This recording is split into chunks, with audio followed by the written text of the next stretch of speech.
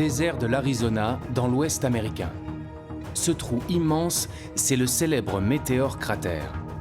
Un cratère en forme de bol de plus d'1 kilomètre de diamètre. La cause, la chute d'une météorite il y a 50 000 ans. Les météorites, ces fragments de blocs rocheux qui errent dans le système solaire et pénètrent dans notre atmosphère. Jusqu'à présent, très peu de moyens existaient pour les surveiller. Pourtant, les chercheurs du monde entier s'inquiètent. Ils pensent que des météorites géantes pourraient provoquer la fin du monde. Ces phénomènes sont pris très au sérieux par la communauté scientifique internationale. En France, des astronomes ont lancé une grande chasse aux météorites. Sur les toits de l'Observatoire de Paris, des scientifiques viennent de mettre en place un réseau de caméras de surveillance. Une grande première. L'objectif de cette caméra, c'est d'observer toutes les chutes de météorites qui créent des grosses étoiles filantes.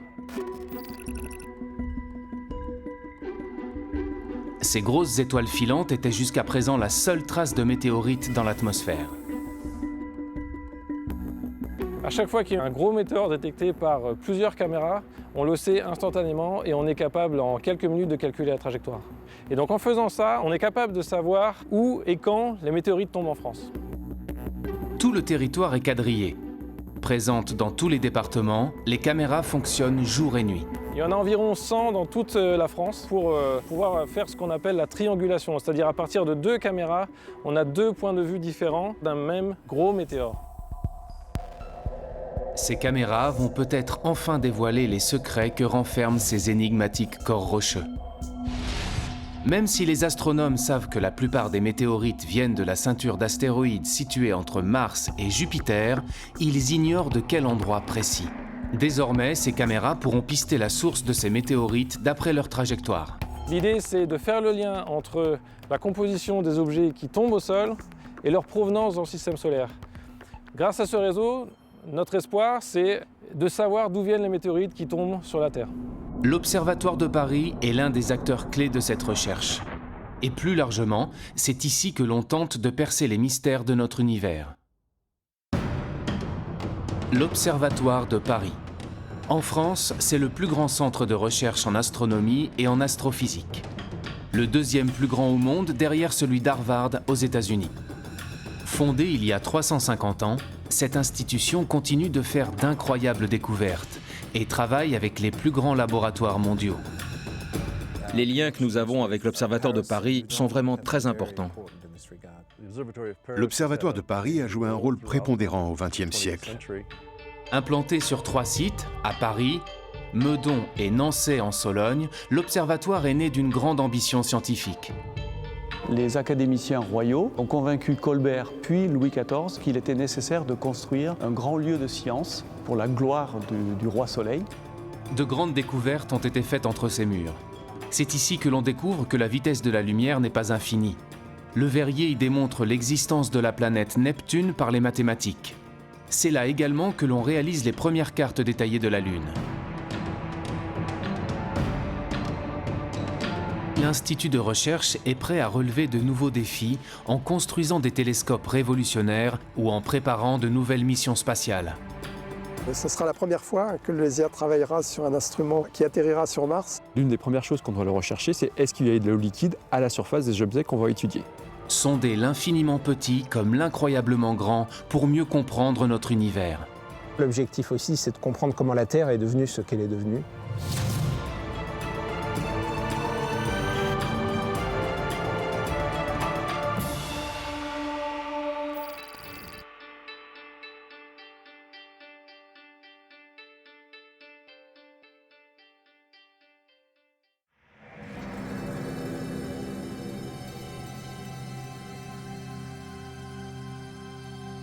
Nous sommes à l'ouest de la capitale, à Meudon. Sur les hauteurs de la ville, de majestueuses coupoles astronomiques dominent Paris. Fondé en 1876 par l'astronome Jules Janssen, le site de Meudon est rattaché à l'Observatoire de Paris depuis le début du XXe siècle. À première vue, l'endroit semble paisiblement endormi. En réalité, il abrite les projets scientifiques les plus ambitieux d'aujourd'hui. Ici, on ne se contente pas d'observer les étoiles. On prépare entre ces murs les grandes conquêtes spatiales de demain, en collaboration avec les laboratoires les plus renommés au monde. La nouvelle approche que permet le spatial, c'est à la fois un point de vue différent, d'être en dehors de l'atmosphère de la Terre, ce qui permet d'observer certaines longueurs d'onde qui sont inaccessibles au sol, donc de sortir de l'enfermement sur Terre, qui était le lot des astronomes précédents. Grâce à certaines missions spatiales, on tente aussi de se prémunir de risques majeurs qu'encourt notre planète. Au LESIA, le laboratoire d'études spatiales, on participe justement au lancement d'un nouveau satellite, Solar Orbiter. Il quittera la Terre pour une destination un peu particulière, le Soleil, notre étoile. Un grand projet international développé par l'Agence spatiale européenne et la NASA.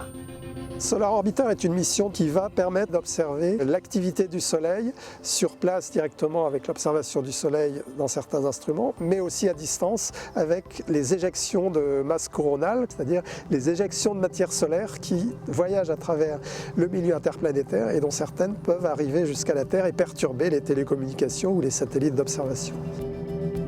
En effet, notre étoile connaît d'impressionnantes éruptions.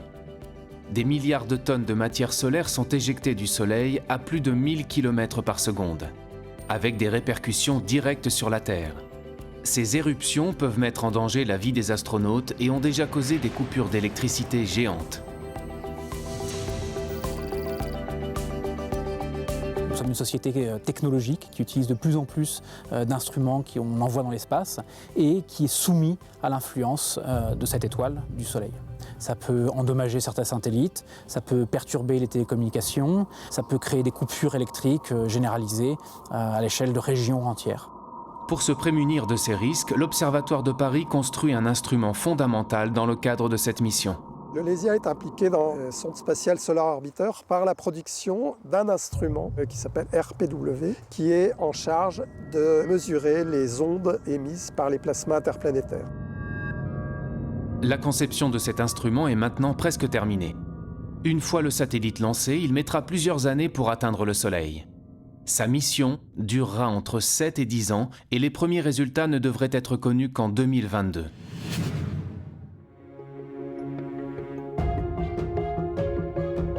En attendant, les astronomes doivent s'assurer quotidiennement que le Soleil ne représente pas de danger pour notre planète. Ils ont mis au point un procédé pour surveiller le Soleil, mais cette fois-ci en restant au sol. Le même procédé depuis plus d'un siècle.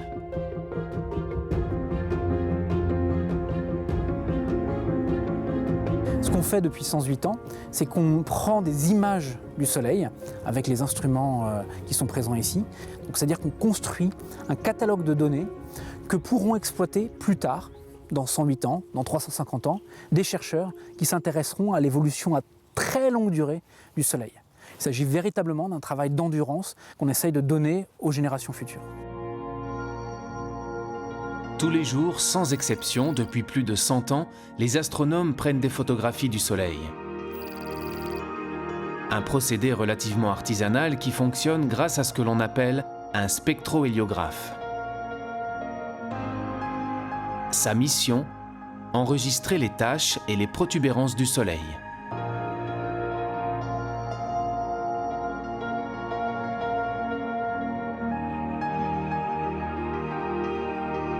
Il est nécessaire d'avoir ces types d'observations qui sont faites au sol, qui sont faites de manière relativement simple par rapport à ce qu'on est capable de faire, mais qui sont irremplaçables. Voilà, donc là vous avez la photo en direct du Soleil, en lumière blanche. On est en période de descente d'activité, donc on n'a absolument pas de taches sur le Soleil aujourd'hui. S'il y a des taches, il peut y avoir des éruptions. S'il n'y a pas de taches, il n'y aura pas d'éruption. Et là, on est vraiment en descente d'activité solaire. Aujourd'hui, la photographie ne prend que quelques secondes et les résultats sont immédiatement informatisés. Mais cela n'a pas toujours été aussi simple. L'Observatoire de Paris a 350 ans. Ça fait à peu près 350 ans que certains chercheurs s'intéressent à étudier le Soleil. Mais à l'époque, ils avaient des méthodes où ils remplissaient des cahiers, où ils marquaient leurs observations. Section sur K, c'est la longueur d'onde, hein, surtout la longueur d'onde et l'heure du cliché là-dessus. 22 juillet 1929. Donc ça, c'est marqué tous les jours d'observation. Les pauses aussi, 3 minutes, pause. Grâce à cette observation sur une très longue période, les astrophysiciens ont pu identifier avec précision différents cycles d'activité solaire extrêmement réguliers. C'est cette régularité qui leur permet de prévoir les fortes éruptions et les perturbations potentielles. Le Soleil est vivant, il y a des moments où il est plus actif et des moments où il est moins actif. Donc il y a un premier cycle qui va être le cycle qui est très bien connu, qui est le cycle de 11 ans, où au début du cycle, petit à petit, il va y avoir de plus en plus d'éruptions jusqu'à un maximum. Et puis à nouveau, pendant quelques années, la fréquence des éruptions va diminuer jusqu'à ce qu'on arrive à un minimum où il n'y aura aucune éruption. Et puis ce qu'on est en train de découvrir, c'est qu'il y a aussi un cycle plus long, qui aura une centaine d'années, où pareil, il y a une modulation de l'activité du Soleil. Mais pour cela, il faut arriver à étudier le Soleil sur des périodes qui sont très longues, qui dépassent même la vie humaine. Et c'est ce qu'on fait ici, à l'Observatoire de Paris. Donc ça fait seulement sur ces cycles de 100 ans, on n'en a vu que 3 à l'heure actuelle. Souvent dans la recherche, il s'agit d'une course de vitesse, il s'agit de voir plus loin, voir plus petit. Ici, on est plus dans une course d'endurance, c'est-à-dire qu'il faut additionner des données sur des années et des années qu'on va transmettre aux générations futures pour que plus tard, les chercheurs qui travailleront sur ces problèmes dans 350 ans puissent eux comprendre mieux comment fonctionne notre étoile. Comprendre comment fonctionnent les étoiles et notre univers, repousser les limites de la connaissance, ont toujours été les raisons d'être des différents sites de l'Observatoire. Lorsqu'il est fondé en 1667, l'Observatoire de Paris devient rapidement un lieu fondamental pour la science, nourri par de grandes ambitions. Grâce à leurs connaissances, les scientifiques établissent pour la première fois des cartes maritimes et terrestres. Un projet révolutionnaire pour l'époque.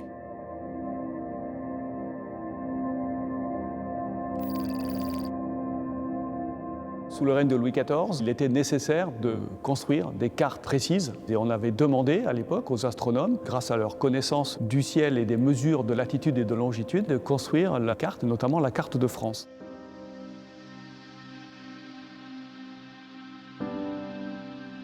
Au XVIIe siècle, connaître l'étendue du territoire et savoir s'y repérer est en effet un enjeu essentiel pour le commerce et la guerre.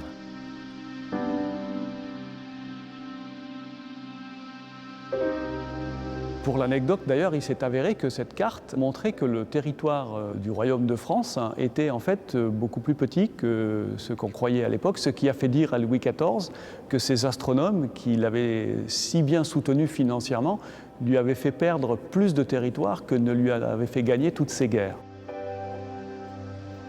Cette carte, qui nécessite 60 ans de travail, représente une véritable innovation scientifique.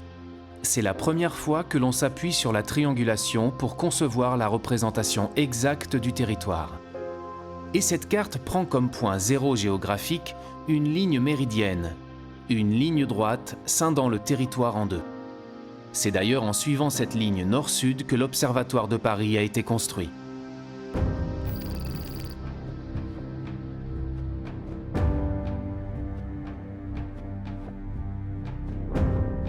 Nous sommes ici dans la salle Cassini, qu'on appelle aussi la salle de la Méridienne de l'Observatoire de Paris, tout simplement parce qu'elle contient le méridien de Paris, qui est cette ligne que vous voyez ici, qui a été tracée par les académiciens le 21 juin 1667. Ces académiciens qui ont donné comme instruction à l'architecte Claude Perrault de construire un bâtiment symétrique par rapport à cette ligne. Cette salle majestueuse, en fait, est un gigantesque instrument de mesure. En haut, ici, vous avez une ouverture avec une petite optique qui permet de projeter l'image du Soleil sur le sol. L'été, le Soleil est très haut sur l'horizon et par conséquent, l'image du Soleil se projette de ce côté de la salle. L'hiver, il est très bas et l'image du Soleil se projette complètement de l'autre côté de la salle. Et entre les deux, l'image du Soleil fait un aller-retour. Et donc tous les jours, à midi vrai, on peut mesurer précisément à quel endroit cette image traverse le méridien. En projetant l'image du Soleil sur cette ligne, les astronomes de l'observatoire ont pu démontrer que l'axe de rotation de la Terre s'inclinait sur son orbite. Ils ont également pu établir une mesure précise du temps grâce à cette ligne méridienne. Pendant presque tout le XVIIIe siècle, les astronomes ont mesuré précisément, jour après jour, année après année, la position du Soleil sur le méridien à chacun de ses passages. À la fin du XIXe siècle, les transports se développent fortement et une heure universelle doit être adoptée. La suprématie anglaise dans le commerce maritime fait gagner le méridien de Greenwich. Mais l'observatoire reste l'un des maîtres incontestables du temps et définit encore l'heure légale française. La mesure du temps, c'est une des raisons majeures de la fondation de l'Observatoire de Paris. Dès la fin du 19e siècle, les astronomes de l'observatoire fabriquent le temps grâce aux horloges mécaniques. Et à l'époque, cela se passe dans les galeries souterraines de l'institution. Nous arrivons tout en bas des caves de l'observatoire. Et ici, nous allons aller vers les salles où étaient entreposés donc, les laboratoires. On stockait les horloges donc mécaniques puis à quartz au sous-sol parce que ici la stabilité de température, comme on est très profond, est très bonne tout le long de l'année. Elle fluctue quasi par beaucoup moins qu'1 degré. Tous les systèmes mécaniques de précision ou les systèmes à quartz, ils sont très sensibles aux fluctuations de température. Donc ça change un petit peu la fréquence, la vitesse d'écoulement mesurée par l'horloge. Voilà. Donc plus c'est stable, mieux c'est. Et ici, personne ne passe, personne n'ouvre de porte, personne ne vient. Voilà. Ça s'est terminé dans la deuxième moitié du XXe siècle, au moment où toutes ces horloges ont été remplacées finalement par les horloges atomiques. Les horloges atomiques. Une véritable révolution scientifique développée dans les années 60. Dans des salles protégées comme des bunkers, à l'abri de la lumière et de la chaleur, l'observatoire définit le temps grâce à l'oscillation régulière de certains atomes. Ici, nous sommes dans une pièce où nous avons une horloge atomique. Elle sert à réaliser la définition de la seconde. Et cette définition, elle est basée sur une définition par rapport à l'atome de césium, qui est de exactement 9 192 631 770 par seconde. Les atomes de césium ont la propriété de se mouvoir selon un mouvement de va-et-vient, une oscillation extrêmement régulière. Et nous, ce qu'on fait dans cette horloge, c'est qu'on va compter cette oscillation et donc être capable de réaliser exactement 1 seconde. Lorsqu'il passe d'un niveau d'énergie à un autre, l'atome de césium émet une fréquence immuable du rayonnement électromagnétique qui détermine la seconde. Et une fois qu'on sait très bien réaliser cette seconde, ensuite il y a d'autres systèmes par ailleurs qui vont compter les secondes pour réaliser la minute, l'heure et le temps en continuant à compter. Pour mesurer cette seconde, on provoque cette oscillation dans cette pièce isolée de toute perturbation. Pour contrôler ces atomes, on les refroidit, ça veut dire qu'ils sont très lents. On va les lancer, ils sont sous vide. C'est comme quand vous lancez une pierre. Ils vont monter, retomber, et pendant toute cette interrogation, presque 1 seconde en fait, pas tout à fait, on va mesurer cette oscillation. Donc on va faire des mesures ensuite répétitives, et ça va nous permettre de parfaitement fixer l'intervalle de temps, qui est à la base de la réalisation de l'ensemble ensuite de notre échelle de temps.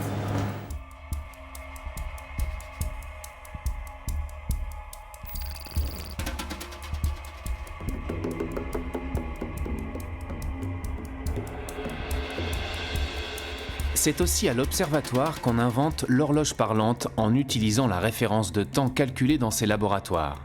L'idée est simple, donner par téléphone la même heure sur tout le territoire à tous les Français par une même voix.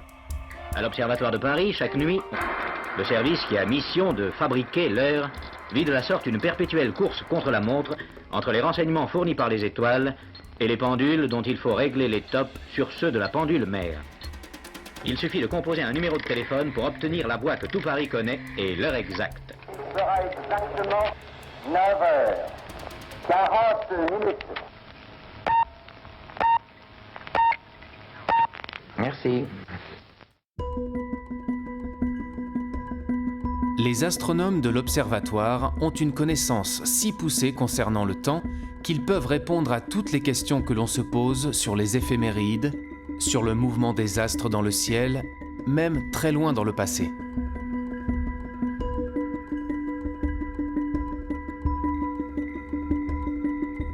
On a des personnes qui se posent des questions quand même un petit peu profondes, donc sur l'espace qui nous entoure, sur le temps.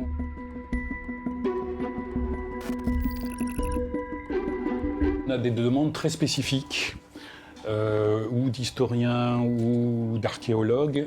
Ils ont découvert en fait une inscription qui est gravée dans la tour même de la cathédrale de Nevers, à la Saint-Michel, 1606, fut éclipse à 1h après-midi et fut nuit claire. Par rapport à ça, j'ai fait des recherches, il n'y avait pas d'éclipse, en tout cas en 1606. Par contre, il y en avait une qui pouvait être favorable, correspondre à celle-là, c'était l'année précédente, en 1605.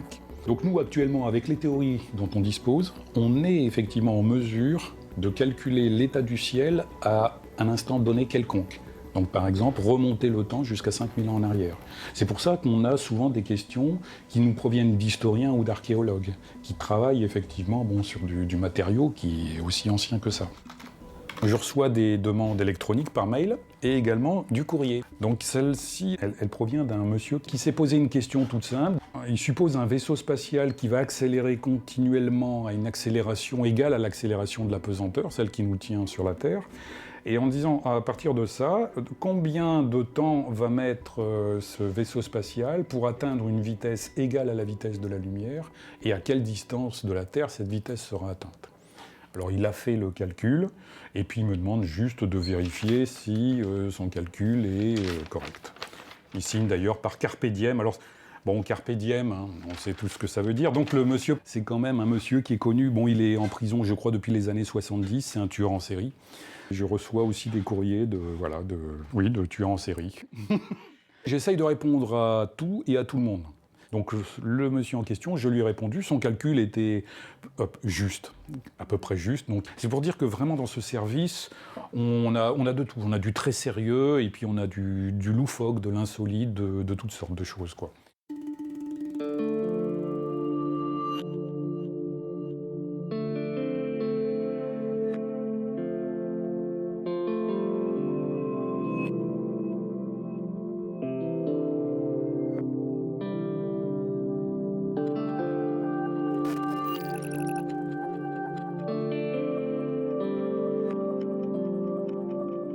Le soir, Pascal Descamps s'offre un moment de nostalgie sur le toit de l'Observatoire de Paris.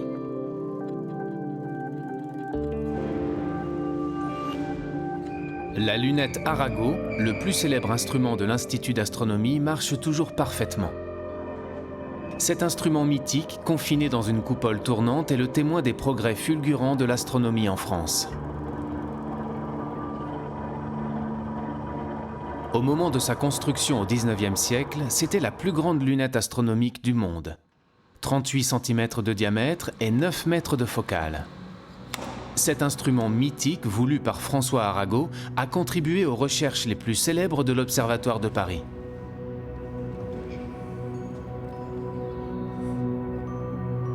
Voilà, parfait. Voilà.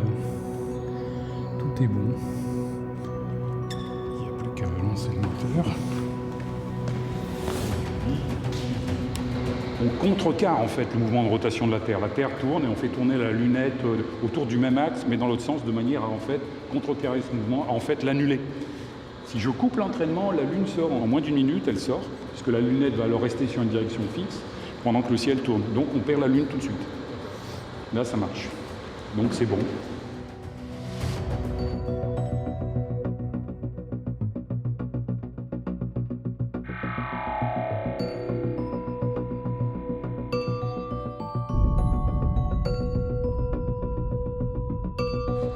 On sent vraiment le relief lunaire de façon assez impressionnante. Ouais, là, c'est très... Puis ça bouge pas.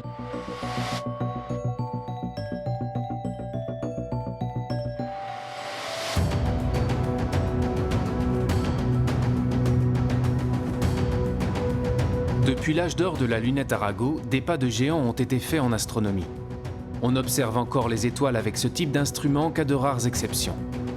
Désormais, ils sont beaucoup plus performants.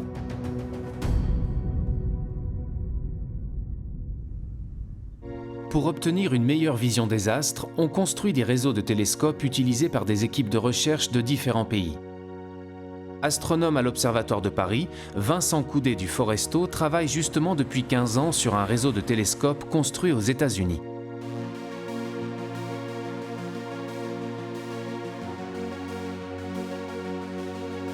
Ce réseau est situé dans l'un des observatoires les plus célèbres du monde, le mont Wilson, près de Los Angeles. C'est ici que l'on a découvert que l'univers était en expansion. Chaque année, l'astronome français et ses collègues étrangers se réunissent en Californie pour faire avancer leurs projets communs. De grands projets internationaux qui donnent à la science plus d'envergure. Ce qu'il y a de terrible quand on travaille ici, c'est qu'on a beaucoup de collaborateurs français et qu'on est forcé d'aller en France régulièrement. Les liens que nous avons avec l'Observatoire de Paris et Meudon sont vraiment très importants. Nous ne serions pas capables de développer toutes nos recherches scientifiques sans ces collaborations. Parce qu'on ne peut pas être expert dans tous les domaines. Nous avons besoin de personnes qui viennent observer nos instruments et viennent enrichir ce que nous faisons avec leurs connaissances.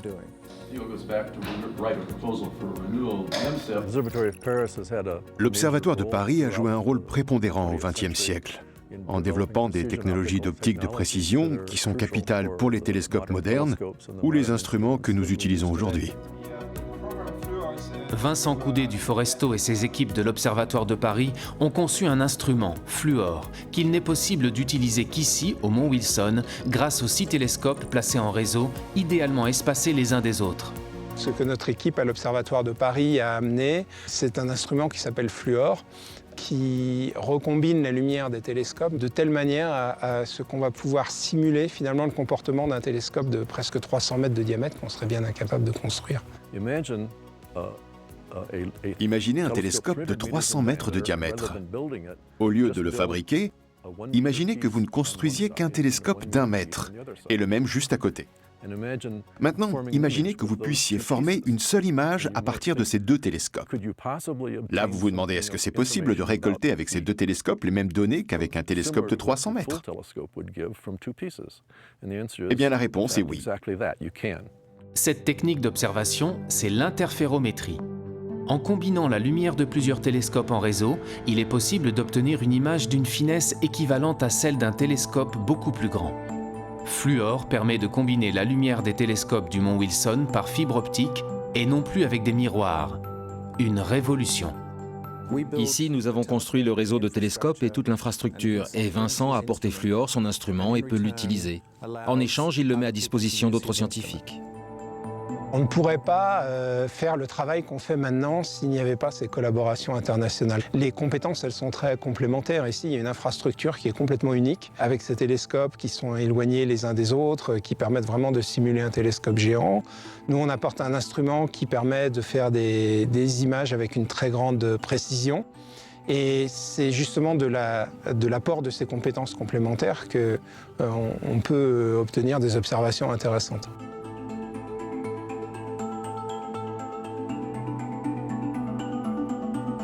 Quand on regarde une étoile avec un télescope, c'est un point. Toutes les étoiles apparaissent comme des points parce que même les plus grosses des étoiles sont trop petites pour être résolues par les télescopes. Et donc il faut un interféromètre pour voir les étoiles autrement que comme des points, pour voir des choses à la surface des étoiles. L'interférométrie ouvre de nouvelles perspectives dans la connaissance des étoiles, mais aussi dans la découverte de nouvelles planètes.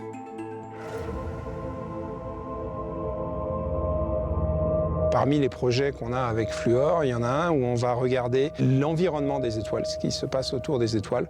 Et on sait que les étoiles, notamment quand il y a des systèmes planétaires, il y a des poussières qui restent en orbite autour de l'étoile et qui diffusent une sorte de lumière de halo. Et pour nous, ces lumières, c'est un peu la trace, c'est un peu la signature d'un système planétaire qui peut se trouver derrière. La signature d'un système planétaire comme celle d'exoplanètes, des planètes situées hors du système solaire, et que les astronomes découvrent par centaines depuis 20 ans.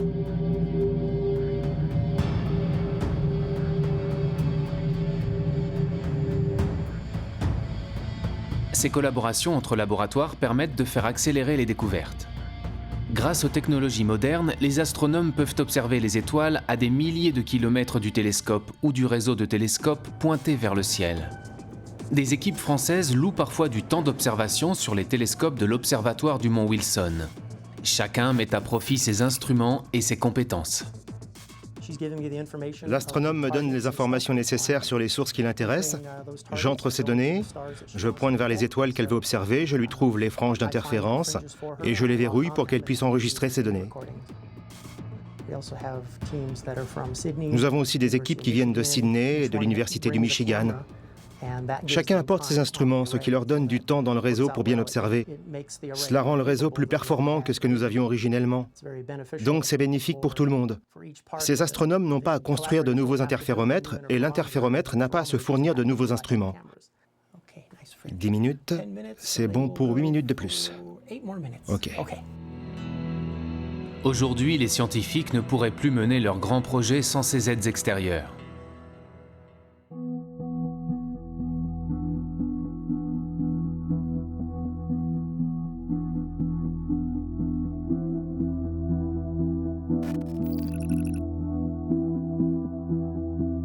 La recherche, c'est l'échange d'idées, et donc l'échange, la confrontation, la critique, et de la critique naît de nouvelles idées.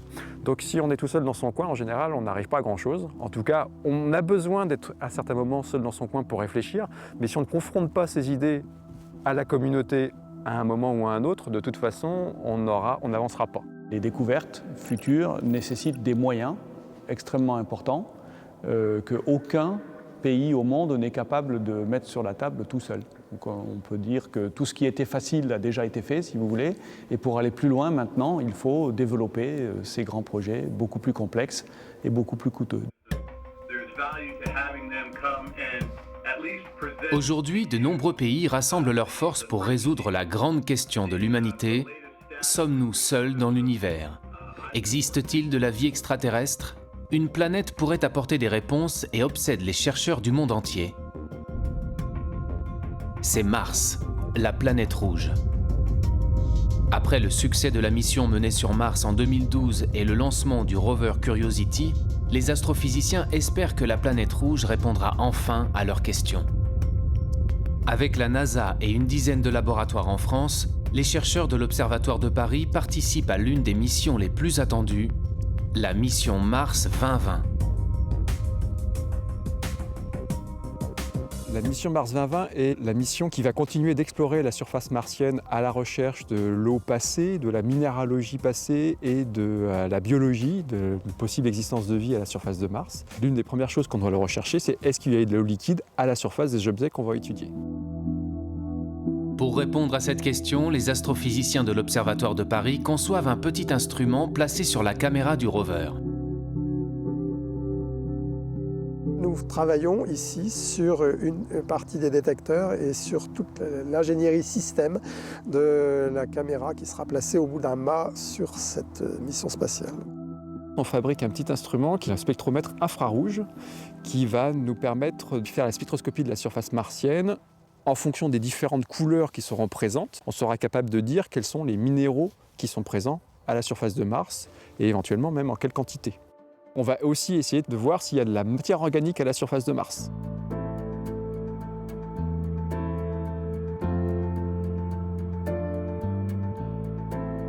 On a un défi qui est de faire un instrument très petit, beaucoup plus petit que ce qu'on n'a jamais fait. Donc ce défi de miniaturisation, il est important. Donc on se confronte à des problèmes auxquels on n'avait encore jamais été vraiment confronté en termes de place, d'intégration. Un vrai challenge. L'instrument doit être suffisamment petit pour se glisser dans la caméra du rover sans l'alourdir. Pour concevoir leur spectromètre infrarouge, les astrophysiciens font fabriquer sur place, dans l'atelier de l'Institut, leurs pièces miniatures construites sur mesure.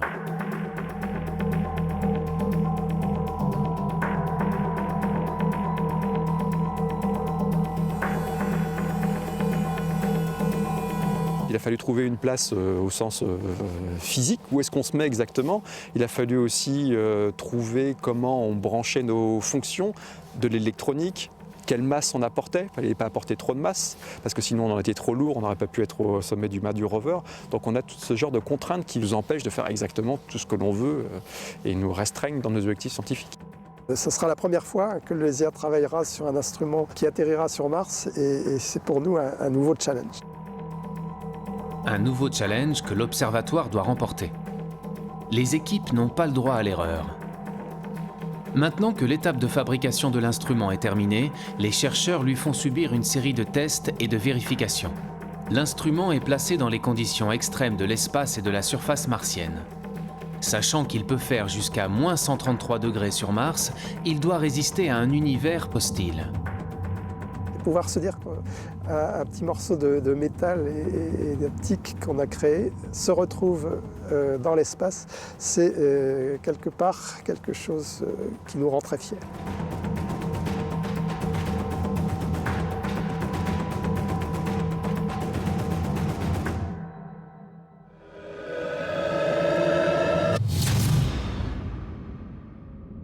Au-delà de la recherche de vie extraterrestre, les scientifiques s'emparent d'une autre question cruciale.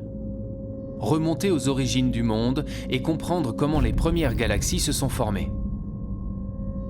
C'est l'objectif de la radioastronomie. En Sologne, à Nançay, dans le centre de la France, il existe un espace immense isolé en pleine forêt.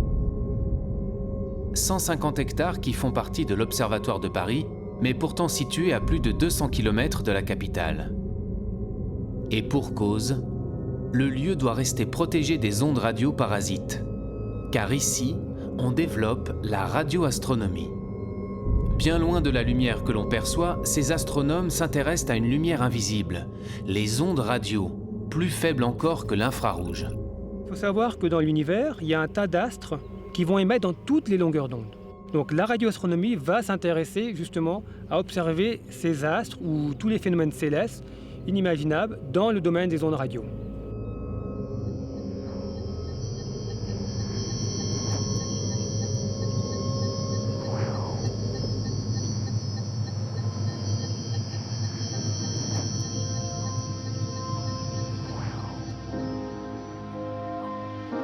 Les ondes radio émises par les étoiles sont collectées par cet immense instrument métallique.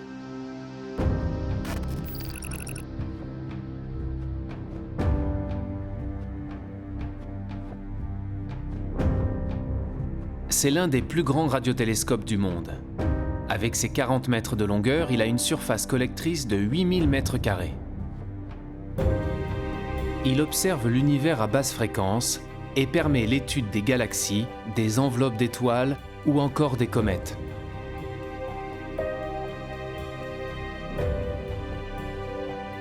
Vous pointez le télescope vers une direction d'observation du ciel, c'est la source qui vous intéresse.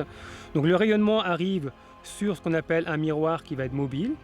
Il réfléchit ce rayonnement sur un miroir fixe qui lui-même va réfléchir ce rayonnement dans un chariot où se trouve le récepteur. Ici, on peut voir presque l'intégralité du ciel, bien sûr, de notre hémisphère. Les ondes à basse fréquence correspondent à celles d'astres très éloignés et qui ont mis beaucoup de temps à nous parvenir, donc très anciens. La radioastronomie permet de remonter le temps et d'accéder aux origines de l'univers. Quand vous avez un objet émetteur en ondes radio qui s'éloigne de vous, cette fréquence, ce signal caractéristique va être décalé vers les basses fréquences. Et donc, ainsi, vous allez pouvoir étudier l'hydrogène dans l'univers lointain. C'est pour ça qu'actuellement, il y a des projets qui se développent à très basse fréquence, parce que ce qui permet d'étudier l'univers quand il était très très jeune, donc quelques centaines de millions d'années par exemple. C'est également grâce à la radioastronomie que l'on a découvert les pulsars issus de l'explosion d'étoiles en fin de vie. Les pulsars nous ont donné de nouvelles indications sur la structure de la Voie lactée. Désormais, les chercheurs veulent aller encore plus loin dans l'observation des astres grâce à des radiotélescopes de nouvelle génération comme Nénuphar.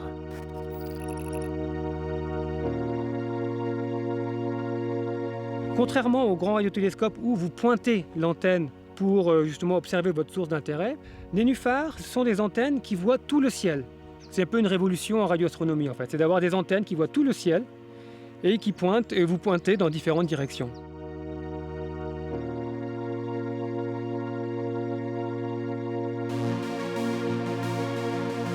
Ce réseau de 1824 antennes à très basse fréquence va permettre d'étudier l'univers quelques millions d'années après le Big Bang, la formation des galaxies. De nouvelles découvertes majeures en perspective.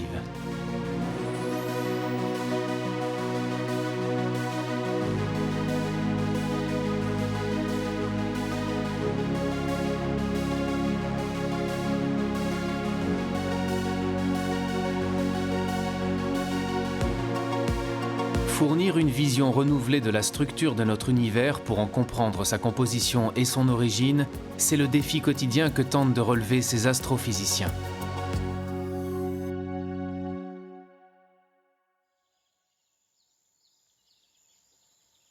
Depuis peu, l'observatoire explore également le ciel dans les plus hautes énergies, à l'autre extrémité du spectre électromagnétique, bien au-delà de la lumière visible. Le site de Meudon abrite un prototype de télescope unique en son genre. Il fera partie d'un futur grand réseau appelé CTA.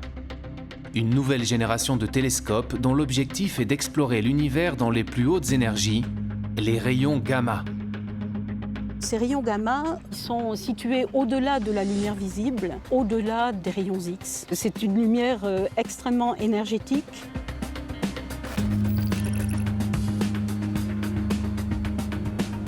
CTA va pouvoir observer des photons gamma qui ont des énergies de 10 puissance 10 à 10 puissance 14 fois plus grandes que l'énergie de photons optiques. Donc on voit qu'on touche là à un domaine qui est tout de même très loin de notre perception directe, personnelle.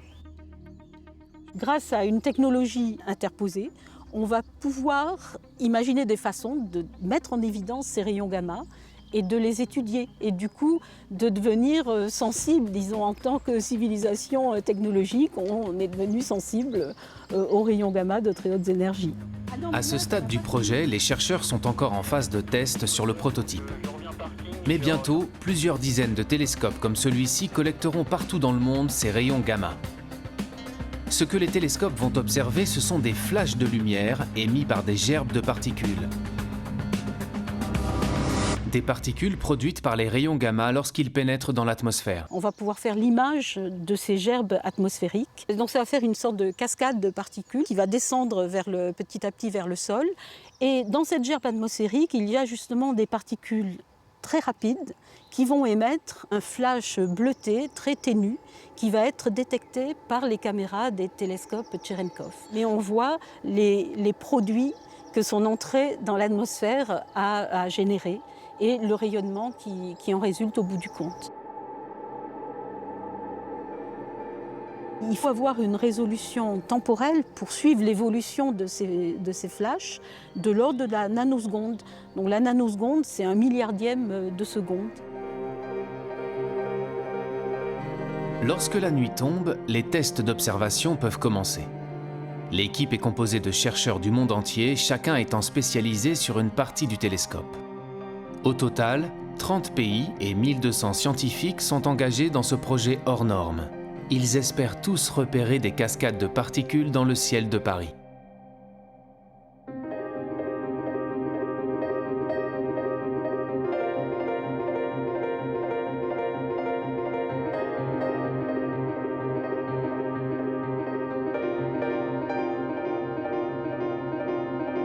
On va orienter pour identifier ces gerbes atmosphériques qu'on peut repérer. Elles sont partout, il y en a partout dans le ciel, hein, donc on peut chercher l'endroit qui nous paraît le plus dégagé. En l'occurrence, ça va être cette zone-là qui est bien indiquée parce qu'en plus, elle est assez protégée des lumières de Paris.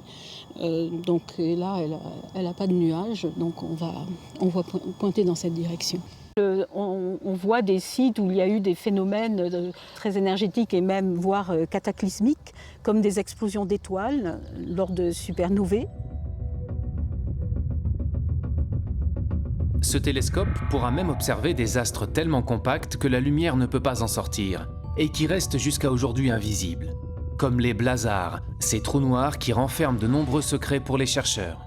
Ça va apporter de nouvelles informations sur les propriétés de ces systèmes cosmiques. Et ça fournit en général à la communauté astronomique une vision renouvelée de notre univers.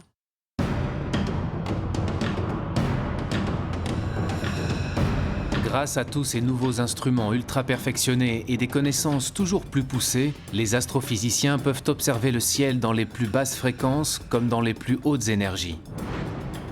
Mais ils se confrontent toujours à une limite, celle de la formation de notre univers. Aujourd'hui, on n'est pas capable en fait, de remonter aux premières sources, à l'origine, à nos origines.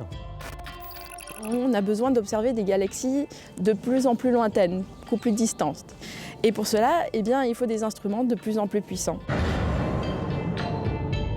L'instrument d'observation le plus puissant, c'est le projet futuriste ELT, Extremely Large Telescope. Un télescope européen géant, le plus grand télescope au monde, celui qui va peut-être réussir à remonter le temps jusqu'à l'origine de l'univers. Là, le but, c'est vraiment d'aller jusqu'au bout, d'aller vraiment étudier physiquement en fait, les premières sources de l'univers. C'était quoi d'abord? Est-ce que c'était des galaxies? Est-ce que c'était des amas d'étoiles? Est-ce que c'était autre chose? Des étoiles même, simplement, en explosion? C'est un télescope qui va être installé dans les années 2020. Ça consiste à prendre tous les grands télescopes existants sur la Terre aujourd'hui, c'est-à-dire 15 grands télescopes de 10 mètres, les mettre ensemble, combiner leurs miroirs et d'en faire un seul. Ces 39 mètres de diamètre, on doit les installer sous une coupole, ce qui fait que la coupole représente à peu près l'équivalent de 3 arcs de triomphe superposés. C'est l'un des projets européens les plus ambitieux en matière d'observation au sol.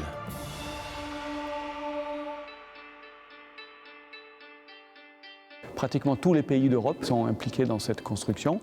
Et nous, à l'Observatoire de Paris, on est particulièrement impliqués dans la construction d'instruments qui se mettent au foyer du télescope. Le premier, qui est un spectro-imageur, qui travaillera dans le visible et l'infrarouge, et dont un des enjeux principaux est de détecter des exoplanètes. Et l'autre, c'est un spectrographe multi-objet qui permet de faire simultanément le spectre d'un très grand nombre de galaxies.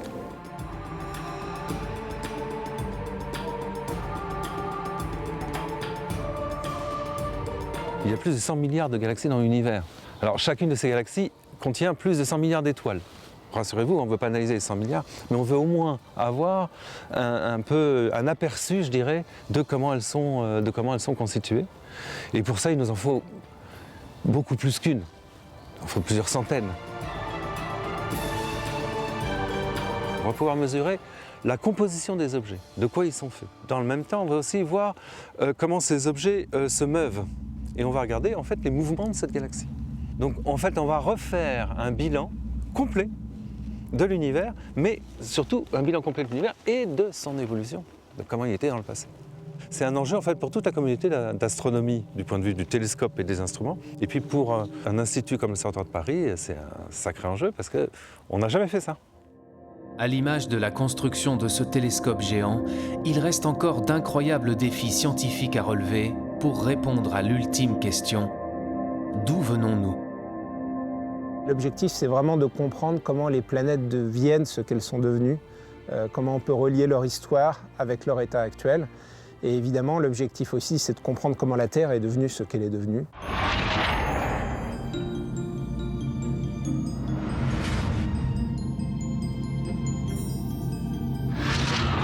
Imaginez par exemple un archéologue, il pourrait étudier par exemple toutes les espèces d'évolution, par exemple si on s'intéresse à l'évolution de l'homme, vous auriez à votre disposition toutes les différentes étapes.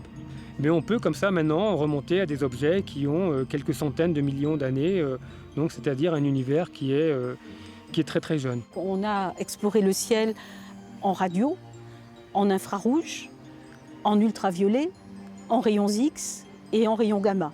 Donc là, on a balayé tout le spectre électromagnétique et maintenant l'astronomie moderne peut utiliser des informations sur le ciel venant de tous ces domaines. Et dans chacun de ces domaines, il y a eu un renouveau complet qui fait qu'aujourd'hui encore, l'astrophysique reste une science extrêmement active et en complet renouvellement.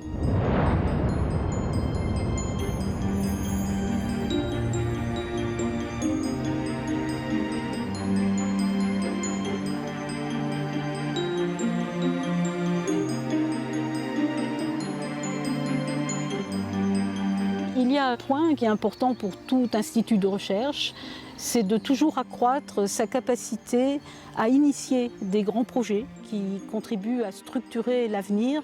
Son futur est tout à fait prometteur. Il a un potentiel humain, de recherche, d'ingénieurs, techniciens, d'innovation qui est extrêmement fort. On est à bord de missions spatiales jusque dans les années 2030-2040. Donc au moins pour toute la première partie du XXIe siècle, je pense que l'Observatoire va continuer de se développer très fortement et d'être un acteur majeur de la recherche astrophysique en France et dans le monde. L'Observatoire de Paris, véritable citadelle des sciences. Plus de 3 siècles après sa fondation, ce lieu, porté par un héritage scientifique inestimable, nourrit toujours les plus grands espoirs de recherche et de découverte.